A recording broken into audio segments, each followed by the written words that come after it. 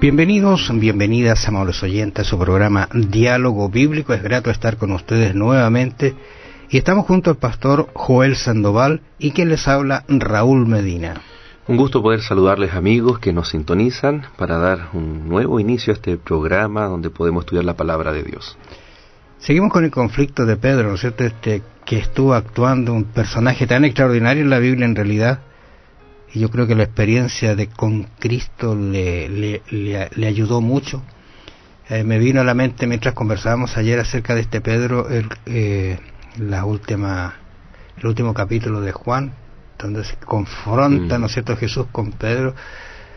Pero mira, interesante, porque a pesar de haber estado con Jesús, Pedro había vuelto otra vez a lo mismo de antes.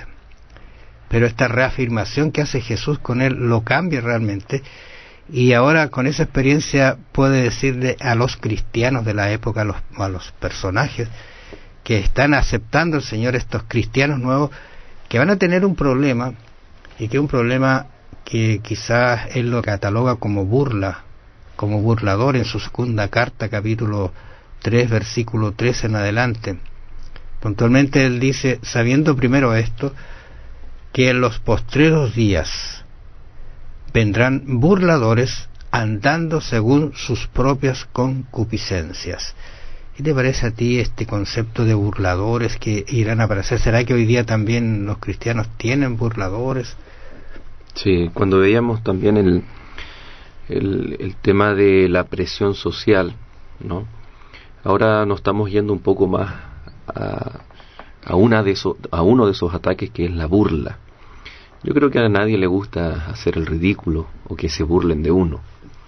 Estos ataques no es simplemente una burla como se entiende, sino que nosotros encontramos que el objeto de la burla era la segunda venida de Cristo. Desde el comienzo el Señor comenzó a hacer promesas.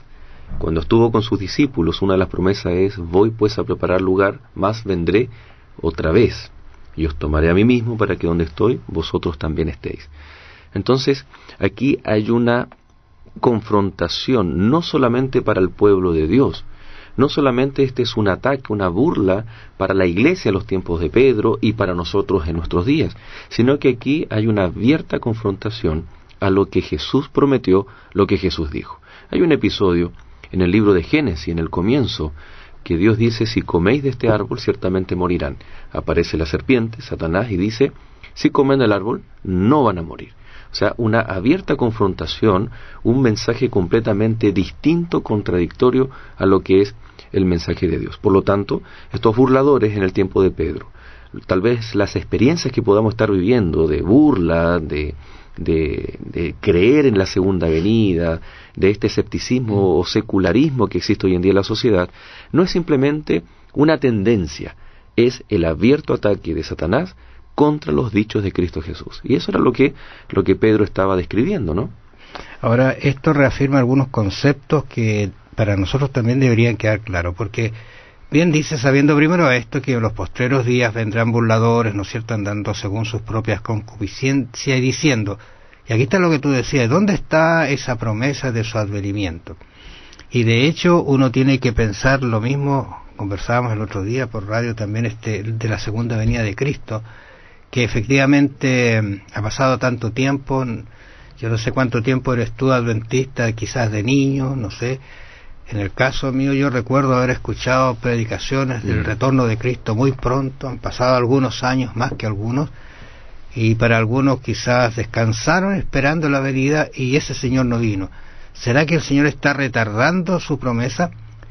Pero aquí hay un concepto que Pedro coloca, me parece útil mencionarlos, porque dice: estos ignoran voluntariamente. Fíjate, este concepto de voluntario significa que lo están haciendo así como de adrede, como que lo entienden pero no quieren entenderlo, no sé, voluntariamente, sí. Que en el tiempo antiguo fueron hechos por la palabra de Dios los cielos y también la tierra, que proviene del agua, por el agua subsiste. Entonces mi pregunta es, quizás más de algún oyente se lo puede estar haciendo, ¿y qué tiene que ver esto con la venida de Cristo? Sí. Ahora, interesante que la clave de este capítulo, de esta porción, es lo que no dice el texto bíblico. La pregunta es, ¿por qué estas personas se burlaban? Y tú sabes que muchas veces el ser humano es reactivo, o sea, reacciona por algo.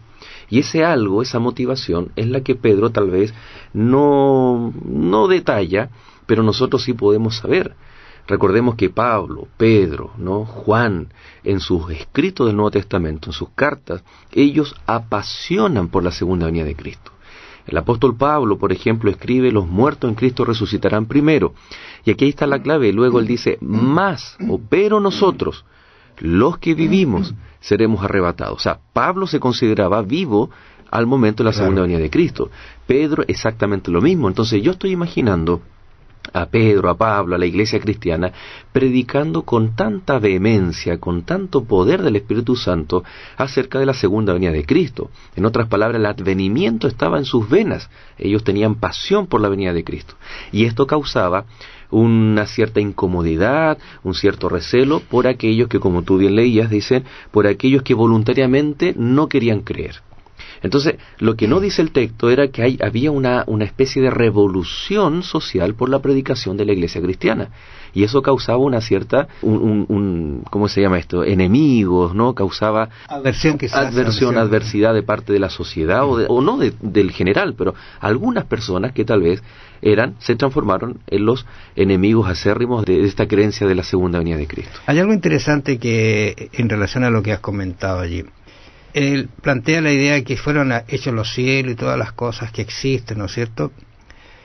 Pero luego en el versículo 6 está reafirmando esto que hemos conversado, de este advenimiento, porque algunos voluntariamente lo dicen: no va a venir, pero dice: por lo cual el mundo de entonces, o sea, en ese mundo, se está refiriendo, ¿no es cierto?, a esa problemática, esa situación terrible, caótica, digamos, del diluvio. Uh-huh.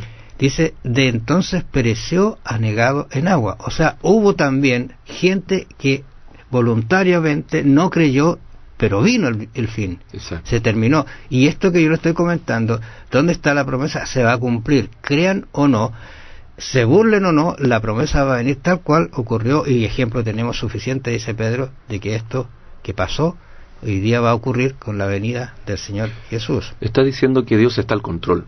Desde el momento, un Dios poderoso, creador, un Dios que advierte la destrucción a través de un diluvio, un Dios que promete volver, y un Dios que está a las puertas de la segunda venida. En otras palabras, está diciendo de que Él está al control, ¿no? Que todo lo que Él ha hecho, lo que ha prometido, es una promesa que está pronto en cumplir.